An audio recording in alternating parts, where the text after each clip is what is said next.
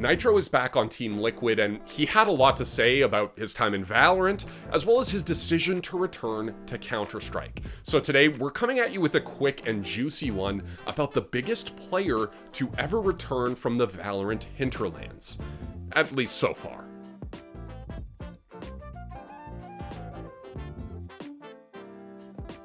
Grand Slam winner, legendary NA IGL, Team Liquid fan favorite. There are a lot of ways you can describe Nitro, but Valorant Pro is no longer among them. On Sunday, Team Liquid announced that Nitro had returned to their Counter-Strike roster. But it was hardly a surprise. Back in November, upcomers George Geddes reported that Nitro was thinking about his future and considering a return to Counter-Strike. Now, in an interview with Team Liquid's Austin Ryan, Nitro confirmed that he hadn't made any decision until December, but now that he has returned, we've got a lot to talk about. First, his time in Valorant. Nitro joined 100 Thieves alongside Team Liquid alumnus Hiko, and they put up some pretty good results. They won First Strike NA, which was the biggest tournament for the region up until that point.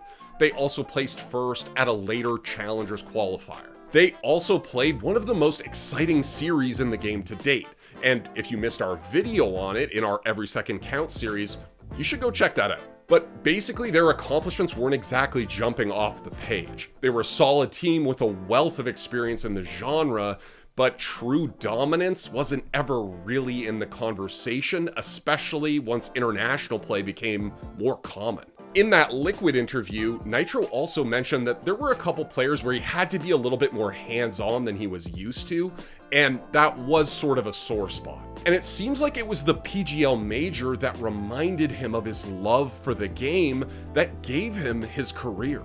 But the question is now, how is this new look Liquid going to perform? As we saw with the previous incarnations of Team Liquid CSGO, appearances can be deceiving.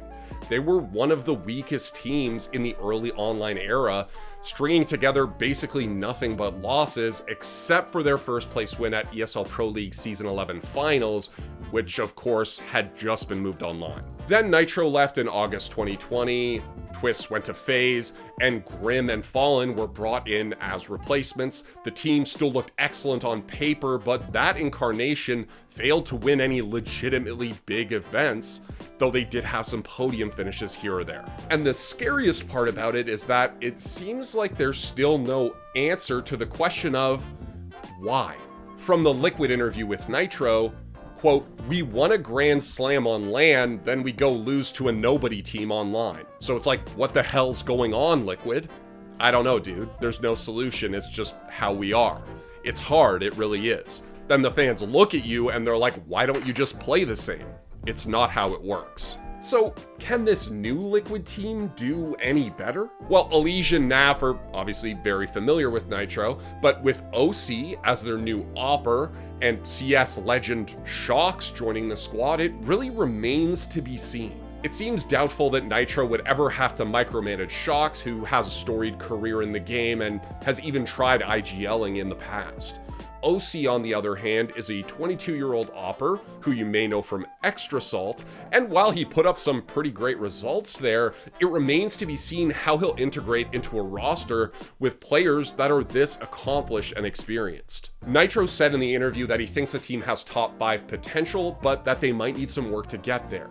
That seems fair to me, but since the online era began, Team Liquid's rosters have seemed better than they've actually played. And now, with everything that's happening, consistent LAN play seems far from certain. But there's one last thing I want to talk about. Unlike many people who enjoy the constant back and forth of Valorant versus CS, Dimitri, I actually enjoy both games. And I think that Nitro's time in Valorant has actually made him a better CS player. Sure, he's not going to be jet dashing around Inferno, although that would be pretty awesome if he could somehow do that.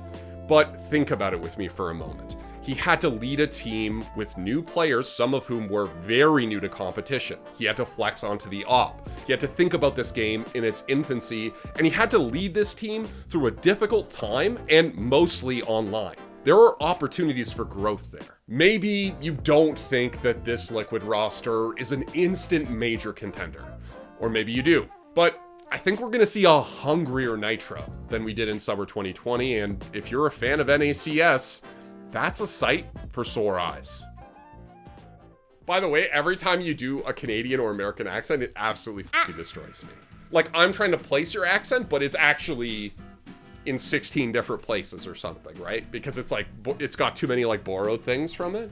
And yeah, that's, so I'm sure when I do British accents, like people probably like who are actually from the UK are probably like, yo, that's not like, there's no place where a single person speaks British like that. Like, you know, like there's no way.